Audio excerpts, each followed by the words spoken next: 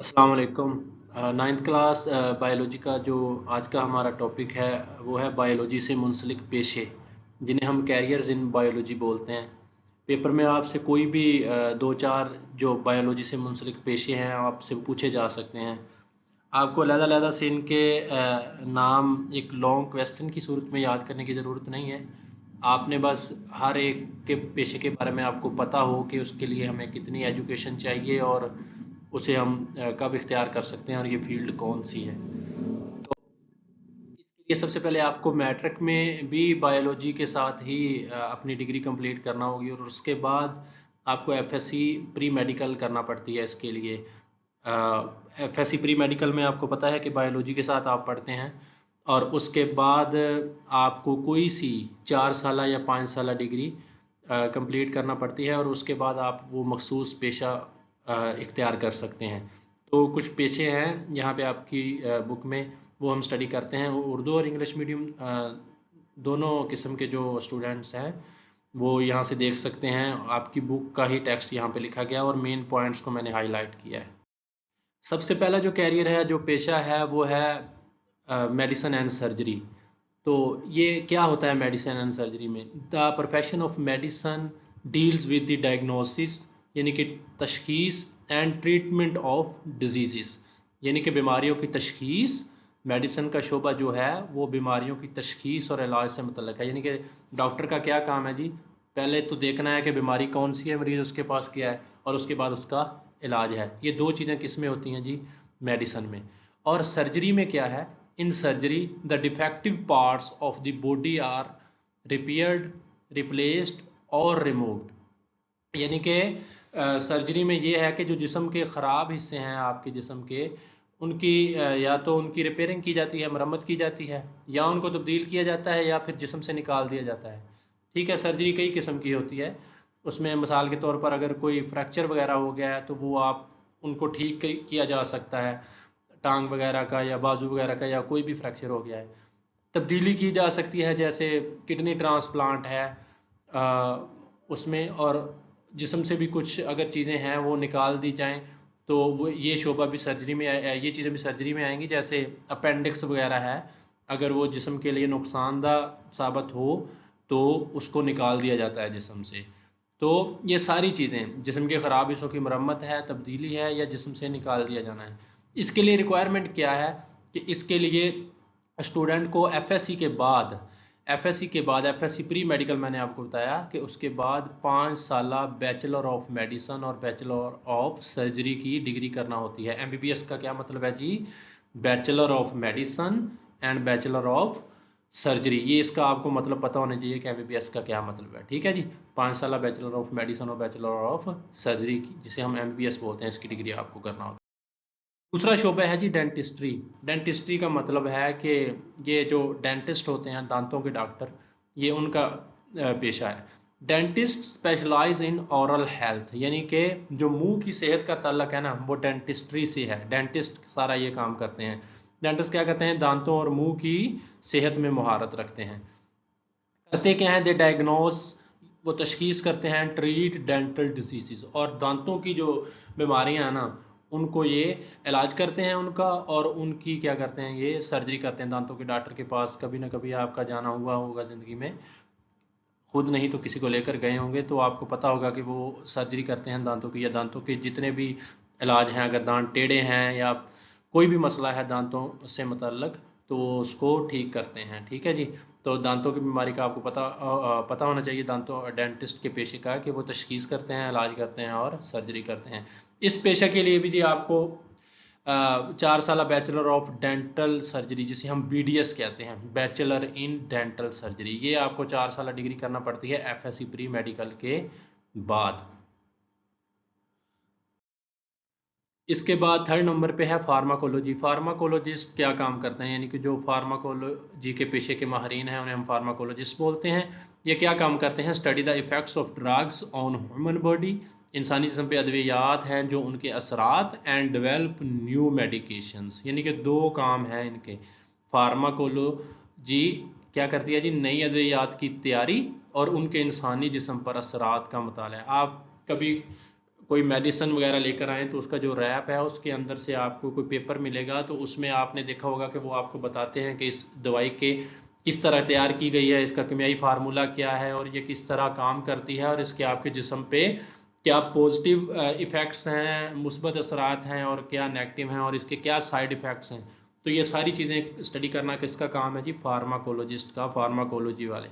इसके लिए आपको क्या करना पड़ेगा?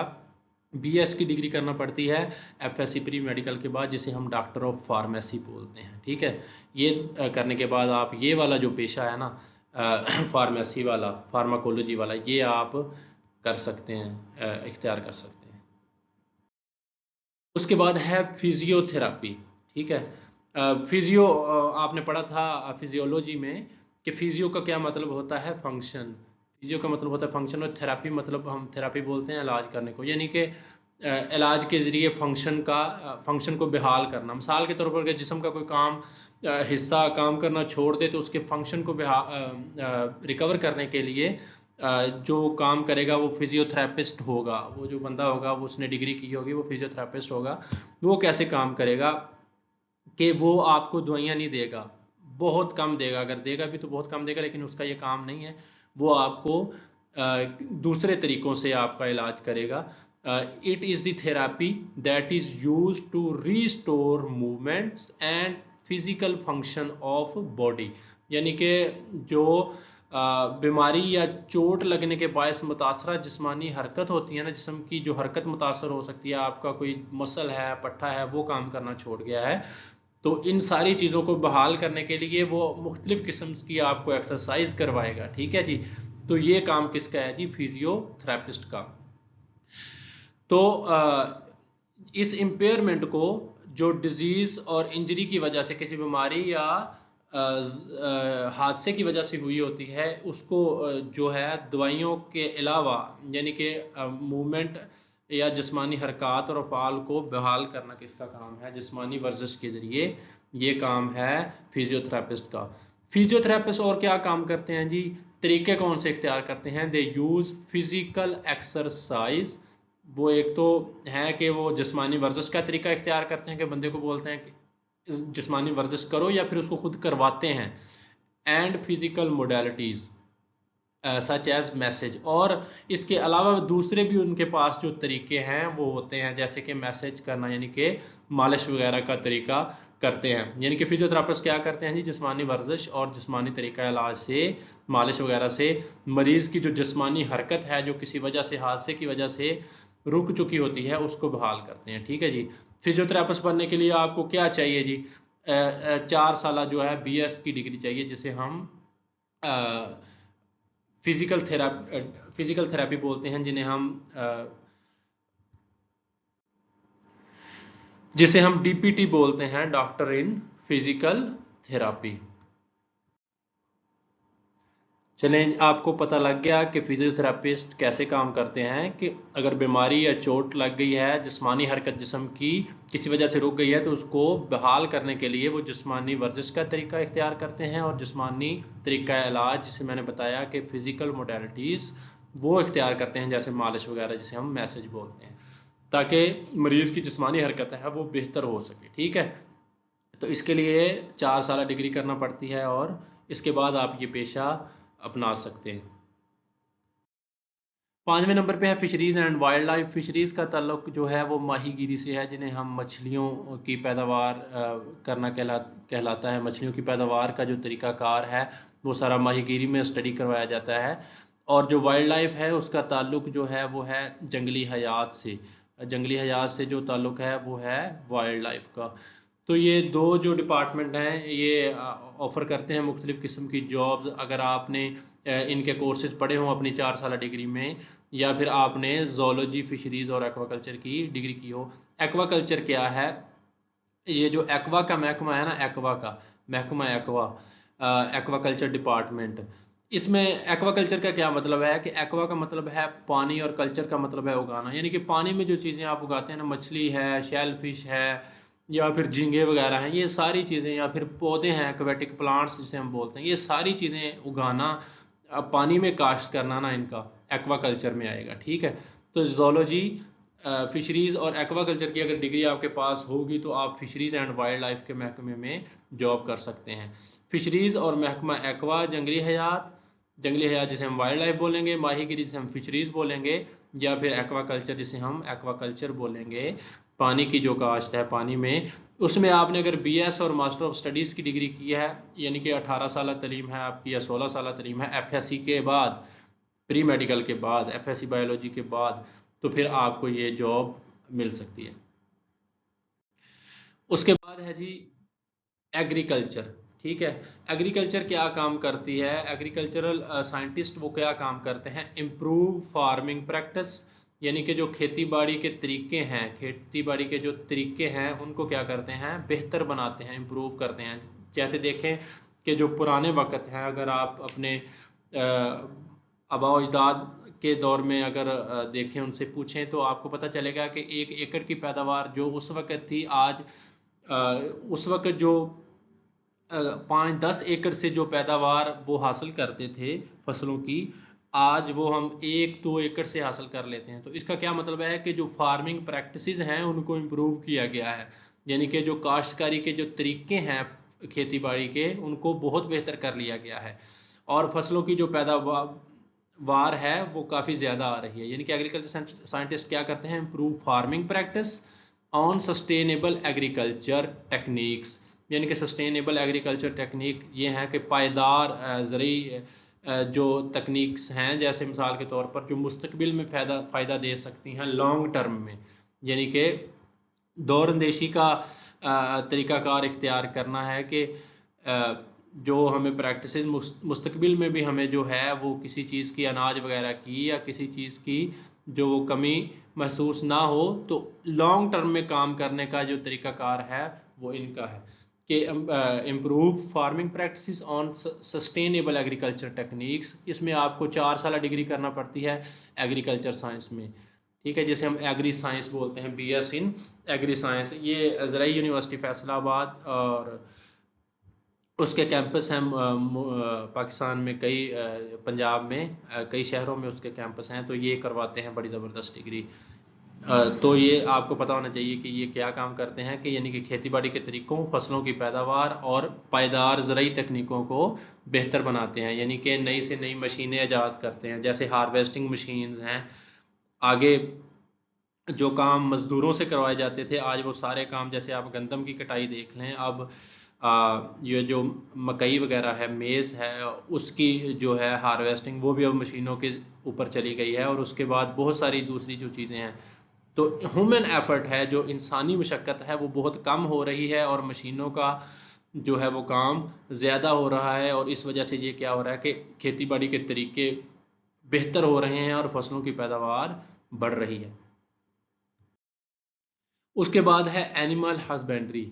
इसका तल्लुक जानवरों के साथ है। This field involves breeding and caring of live stock, यानी कि जो लाइव स्टॉक है ना, जिसे हम मवेशी वगैरह कहते हैं, उनकी एक तो ब्रीडिंग करवानी है, यानी कि उनकी जो नस्ल है उनको बेहतरी की तरफ लेकर जाना है, जो अच्छे ब्रीड हैं, अच्छे जो जानवर हैं एक नस्ल के, वो प्रोड्यूस करवाने हैं, और केयरिंग ऑफ लाइव स्टॉक, और उनकी देखभाल करनी है, उनके लिए उनके मुख्तलिफ तरीके।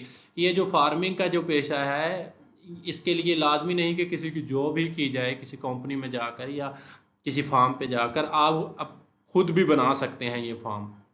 एनिमल हस्बेंड्री का जो फार्म है, एनिमल हस्बेंड्री ये तरीका आप खुद भी देख सकते हैं अगर आपने ये डिग्री की होगी। This field involves breeding and caring for livestock to improve their quality and productivity, यानी कि उनकी क्वालिटी और प्रोडक्शन, यानी कि उनकी पैदावार को बेहतर बनाने का ताल्लुक किससे है जी? एनिमल हस्बेंड्री से। ये शोबा मवेशियों की अफजाइश नस्ल और देखभाल से मुतल्लिक है, ताकि इनके मेयार और पैदावार को बेहतर बनाया जा सके। इसके लिए तलबा क्या करते हैं जी? 4 साल डिग्री उनको करनी पड़ती है एनिमल हस्बेंड्री में। एनिमल हस्बेंड्री का अलहदा से डिपार्टमेंट होता है, जो यूनिवर्सिटीज़ एनिमल साइंसेस के रिलेटेड हैं, या यूनिवर्सिटी ऑफ एग्रीकल्चर है या युवास है, यहाँ पे इनके शोबे मौजूद हैं। University of veterinary and animal sciences Lahore में जो है। बाद है हॉर्टिकल्चर। ये बड़ा अहम सवाल है। हॉर्टिकल्चर का एमसीक्यूज भी आ जाता है कि हॉर्टिकल्चर का ताल्लुक किससे है, उसके बाद इसके मिसाल पूछ ली जाती है और इसकी डेफिनेशन पूछ ली जाती है। तो इसको अच्छे तरीके से कीजिएगा। हॉर्टिकल्चर जो है बागबानी से ताल्लुक है। हॉर्टिकल्चर का ताल्लुक किससे है जी? बागबानी से। हॉर्टिकल्चरिस्ट जो बागबानी के माहिरीन हैं उन्हें हम हॉर्टिकल्चरिस्ट बोलेंगे। ये क्या करते हैं? कल्टीवेट फ्रूट्स, ये फल उगाते हैं, वेजिटेबल्स सब्जियां उगाते हैं, और फ्लावर्स और फूल उगाते हैं, एंड ऑर्नामेंटल प्लांट्स। ऑर्नामेंट का मतलब होता है सजावट। ऑर्नामेंटल प्लांट्स फिर क्या हो गया? सजावटी पौधे। इसके लिए आपको क्या करना पड़ता है? 4 साल डिग्री आपको इसके लिए भी दरकार होती है। हॉर्टिकल्चर यानी बागवानी के माहिरीन क्या काम करते हैं? फल, सब्जियां, फूल और आराइशी पौधे उगाते हैं। इसके लिए हॉर्टिकल्चर में आपको 4 साल BS डिग्री रिक्वायर होती है। उसके बाद है फॉरेस्ट्री। फॉरेस्ट्री का महकमा है जंगलात का महकमा। फॉरेस्ट का मतलब होता है जंगल, तो ये महकमा जंगलात है। Forestry manage and conserve forest and wild life, यानी कि इनका क्या काम है? जंगलात और जंगली हयात का इंतज़ाम और तहफ़्फ़ुज़। फॉरेस्ट, जंगल में बहुत सारी जंगली हयात होती हैं, चाहे वो पौधे हों चाहे वो जानवर हों, ठीक है। उनकी हिफाजत का जो महकमा है ना, वो महकमा है जंगलात है। जंगलात की भी बज़ाते खुद हिफाजत करनी है, जंगलात के कटाव से बचाना है, जंगलात को ज़ाया करने से बचाना है, और जंगली हयात जो जंगल में जंगली हयात हैं उनका भी ये काम है। तो इसके लिए क्या करना पड़ता है? इसके लिए भी फॉरेस्ट्री की डिग्री एक होती है, फॉरेस्ट्री 4 साल डिग्री वो करनी पड़ती है। फॉरेस्ट्री के शोबे में 4 साल BS करना। उसके बाद है जी फार्मिंग।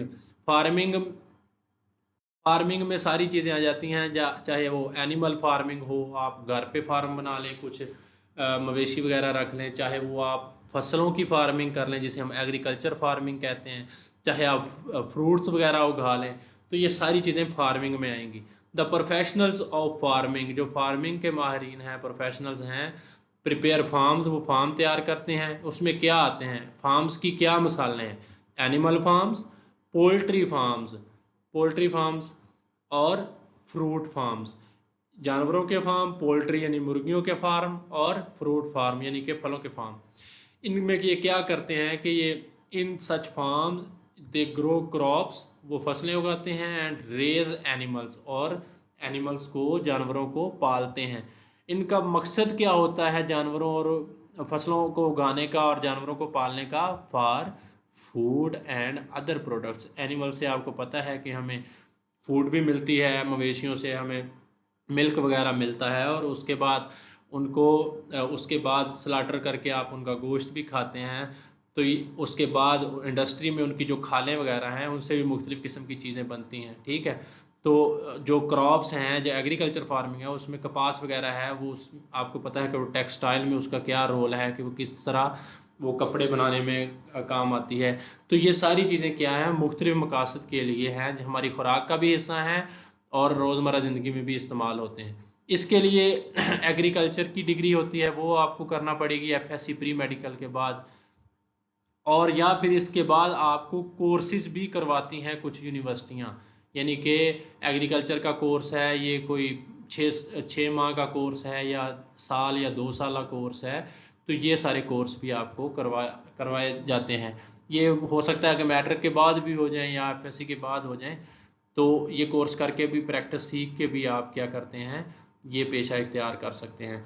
फार्मिंग के पेशावर फार्म तैयार करते हैं, जानवरों के फार्म मैंने आपको बताया, पोल्ट्री फार्म्स और फलों के फार्म्स, ठीक है जी। इनमें वो खुराक और दिगर मसनूआत के लिए फसलें उगाते हैं और जानवर पालते हैं। तो ये मैंने चीज़ आपको बता दी। उसके बाद है बायोटेक्नोलॉजी। बायोटेक्नोलॉजिस्ट क्या काम करते हैं कि बायोलॉजिकल प्रोसेस को यूज़ करते हैं to develop products and technologies in medicine, agriculture and more. यानी कि ये खुर्दबीनी जानदार होते हैं, जिन्हें हम बैक्टीरिया बोलते हैं, जिन्हें हम माइक्रो ऑर्गेनिजम्स बोलते हैं। उनको ये इस्तेमाल करते हैं, उनको इस्तेमाल करते हैं बड़े पैमाने पर, और उसके लिए वो क्या करते हैं? तिब्बी अशिया बनाते हैं, दवाइयाँ वगैरह बनाते हैं, ज़रूरी अशिया बनाते हैं, और दीगर शोबों की मसनूआत तैयार करते हैं। जैसे तिब्बी चीज़ें किस तरह, यानी कि मेडिसिन में किस तरह रोल प्ले करते हैं कि मुख्तलिफ़ किस्म की मेडिसिन, जैसे मैंने आपको पीछे बताया कि ये इंसुलिन वगैरह तैयार करते हैं जो कि शुगर के मरीज़ों को लगाई जाती है। ये भी माइक्रो ऑर्गेनिज्म यानी खुर्दबीनी जानदारों से तैयार की जाती है। और ज़राअत के शोबे में ये क्या करते हैं, जैसे बीटी कार्टन है, ये बीटी का मतलब बैक्टीरिया ही है एक। ये क्या करता है कि जो बीमारी है उसके खिलाफ मुदाफ़त पैदा करता है, मुदाफ़त फराहम करता है। ये बीज के अंदर ही इनकारपोरेट किए जाते हैं ये बैक्टीरिया वगैरह, ये बायोटेक्नोलॉजिस्ट का ये काम है। तो वो इस काम को सरअंजाम देते हैं और जिसके लिए वो बैक्टीरिया वगैरह का इस्तेमाल करते हैं और जिसकी वजह से फसलों में मुदाफ़त आती है। यानी कि उसके लिए आपको अलहदा से कोई ऊपर से स्प्रे करने की ज़रूरत नहीं है, वो बीज के अंदर ही इस तरह की माइक्रो ऑर्गेनिज़म्स जो हैं उनको वो डाल देते हैं जो बीमारियों के ख़िलाफ़ फसलों के ऊपर उनकी हिफाजत करते हैं। इसके लिए आपको 4 साल डिग्री चाहिए बायोटेक्नोलॉजी में। उसके बाद आप ये पेशा इख्तियार कर सकते हैं या किसी कंपनी में जॉब कर सकते हैं। उसके बाद है फोरेंसिक। फोरेंसिक का महकमा क्या है कि फोरेंसिक के साइंटिस्ट क्या काम करते हैं, analyse physical evidence from crime scenes, यानी कि वो जराइम की तहकीक के लिए इन क्रिमिनल इन्वेस्टिगेशंस, यानी कि फोरेंसिक के साइंसदान क्या काम करते हैं, जराइम की तहकीकात में जाए वक़ुआ से हासिल करदा तिब्बी शवाहिद का तज्ज़िया करते हैं। अगर खुदा न खास्ता कहीं पे कोई ब्लास्ट वगैरह हो गया है या कोई और कोई मर्डर वगैरह हो गया है, तो वहाँ पे जब जहाँ पे एम्बुलेंस वगैरह आती है या पुलिस आती है तो वहाँ पे फोरेंसिक के लोग भी आते हैं। वो क्या करते हैं कि वो उनको जो शवाहद वगैरह मिलते हैं, फिंगरप्रिंट्स वगैरह वो लेते हैं या वो दूसरी सारी चीज़ें, या यहाँ तक कि उनको कोई बाल वगैरह भी अगर वहाँ से मिलता है तो उसका भी उन्होंने वो तज्ज़िया करना है बाद में लैब में जाकर। तो ये सारा काम फोरेंसिक के साइंटिस्ट करते हैं। तो इसमें साइंस में 4 साल BS डिग्री दरकार होती है, वो करेंगे FSC के बाद, तो फिर उसके बाद इस पेशे में आप जा सकते हैं, ये पेशा इख्तियार कर सकते हैं। उसके बाद कुछ मज़ीद पेशे हैं इससे रिलेटेड बायोलॉजी से मुतल्लिका, जैसे वेटरनरी मेडिसन है। वेटरनरी मेडिसन के माहिरीन क्या करते हैं, जिसे हम DVM कहते हैं, डॉक्टर ऑफ वेटरनरी मेडिसन। ये 5 साल डिग्री है और इसमें क्या काम करते हैं वेटरनरी मेडिसन के स्पेशलिस्ट जो होते हैं, वो diagnosis and treatment of disease in animals, यानी कि जो इंसानों में करते हैं वो तो है ना मेडिसन का शोबा, जिसे हम MBBS बोलते हैं, इंसानों में बीमारी की तशखीस और उसका इलाज। और जो जानवरों में बीमारी की तशखीस और उसका इलाज करते हैं उन्हें हम वेटरनरी मेडिसिन इस पेशे को हम बोलते हैं।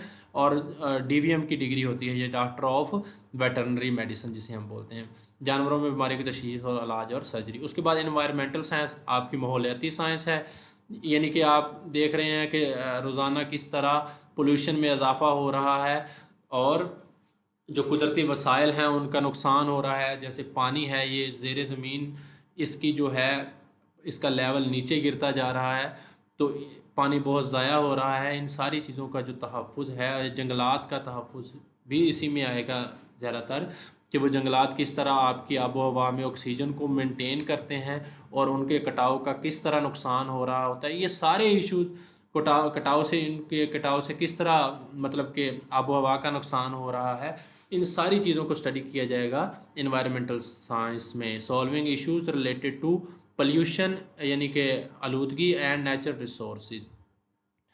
माहौलियाती साइंस आलूदगी और कुदरती वसाइल से मुतल्लिक़ मसाइल का हल करती है। उसके बाद है माइक्रोबायोलॉजी। माइक्रोबायोलॉजी में क्या है, ये आपने बायोलॉजी की डिवीजन में भी पढ़ा था कि जोलॉजी, बॉटनी और तीसरा क्या था, माइक्रोबायोलॉजी। यानी कि ये माइक्रो ऑर्गेनिजम्स के ऊपर रिसर्च है, बैक्टीरिया और वायरसेस के ऊपर है, यानी कि उसका हमने पढ़ना है कि क्या इफेक्ट है, क्या इम्पैक्ट है।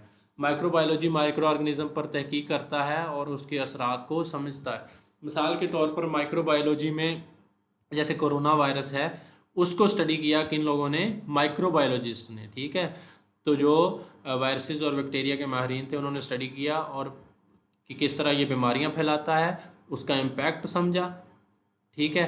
तो फिर उसके खिलाफ वैक्सीन वगैरह तैयार की। तो ये कई शोबों के माहिरीन ने मिलकर किया है, उन्होंने समझा इसका स्ट्रक्चर और किस तरह वो नुकसान पहुंचाता है, और फिर जो बायोटेक्नोलॉजिस्ट हैं उन्होंने उसकी वैक्सीन तैयार की। उसके बाद है जेनेटिक काउंसलिंग। काउंसलिंग का मतलब होता है कि किसी को भी आपने काउंसल करना है, किसी की रहनुमाई करनी है, तो वो काउंसलिंग में आएगा। तो जेनेटिक है, ये जो जीनियात है, वरासत है, जो वालिदैन से खसूसियात बच्चों में मुंतकिल होती हैं, जिसे हम बोलते हैं जेनेटिक्स। तो ये क्या करते हैं, जेनेटिक काउंसलिंग वाले क्या करते हैं, providing support to people on genetic conditions and testing.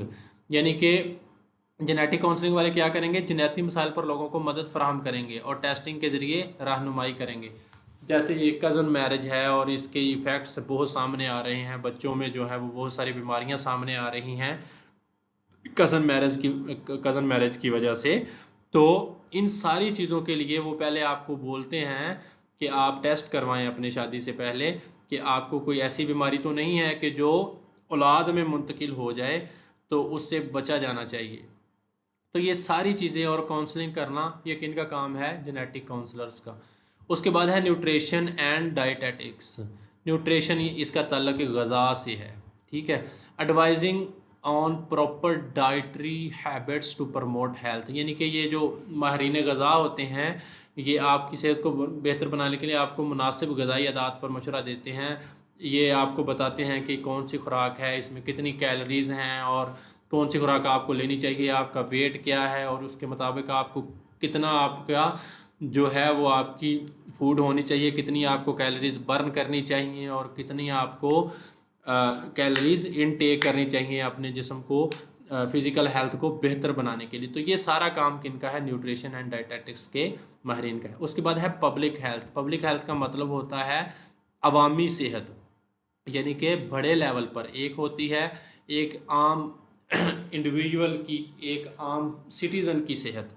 लेकिन अगर आप बीमार हुए, आप डॉक्टर के पास गए, उसने दवाई दी, तो वो तो होगी एक आम बंदे की सेहत के मतलब बात। लेकिन पब्लिक हेल्थ है ये पूरी कम्युनिटी की, पूरी पॉपुलेशन की जो है हेल्थ है, उसे हम पब्लिक हेल्थ बोलेंगे। तो इसके लिए दवाइयों का इस्तेमाल कम से कम होता है।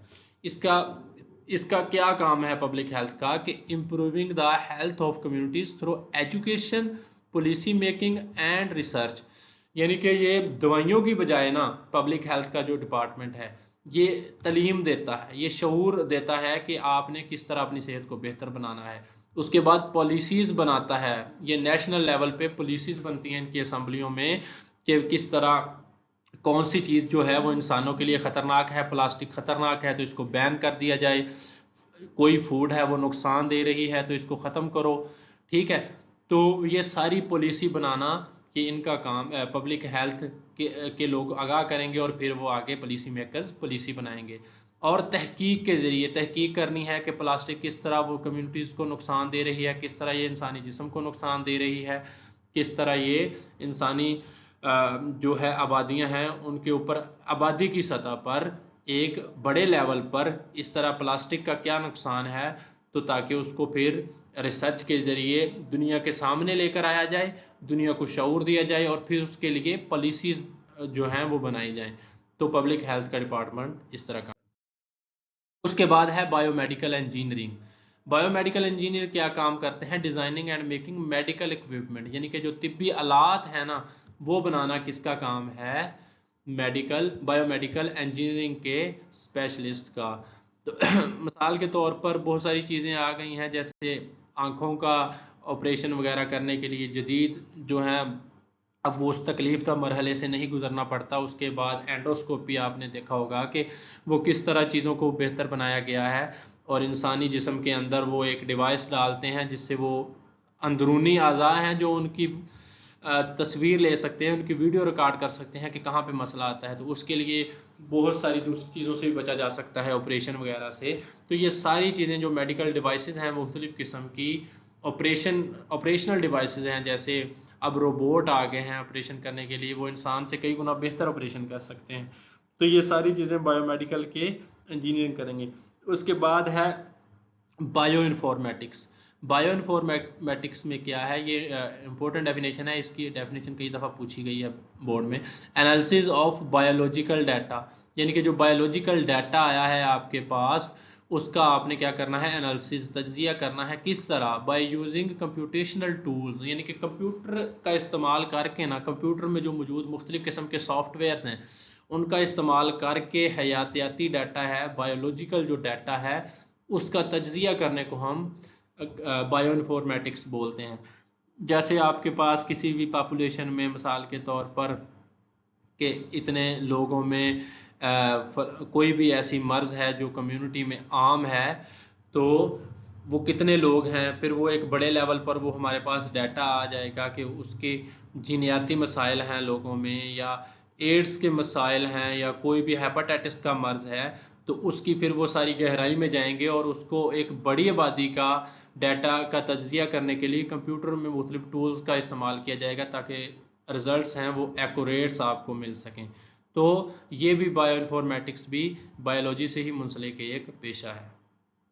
ये लेक्चर एंड हुआ यहाँ पे, और इसमें से जो है वो आपको कोई भी डेफिनेशन पूछी जा सकती है, कोई भी आपको बताया जा सकता है कि कोई से 5 पेशे बताएं, ठीक है, 5 नंबर का लॉन्ग आ जाएगा, 4 नंबर का या 5 नंबर का, तो फिर आपने वो जो अच्छे तरीके से आते होंगे आपने लिख देना। अगर आपको नाम देकर बताया जाए कि इन पेशों की वजाहत करें, तो फिर आपने वही लिखने हैं। तो इसलिए आपको 4-5 पेशे है वो अच्छे तरीके से इनको आप याद कर लें, याद आप सारे करें, और 5 के आपको नाम आने चाहिए कम अज़ कम, और उसके अलावा अगर वो कोई भी पूछ ले तो आप बताने के काबिल हों। तो इतना आपने इसमें करना है। ये सारे आसान ही हैं, तकरीबन डेफिनेशन ही थी। पहला चैप्टर मैंने आपको कई दफ़ा बताया है कि ये बिल्कुल आसान है, अगर आप करेंगे तो इसमें से तकरीबन 12 नंबर का पेपर आ जाना है सुकून से, ईजीली आ जाना है इतना पेपर। तो आप इसको अच्छे तरीके से तैयार करें। चलें, बहुत शुक्रिया, मिलते हैं अगले लेक्चर में।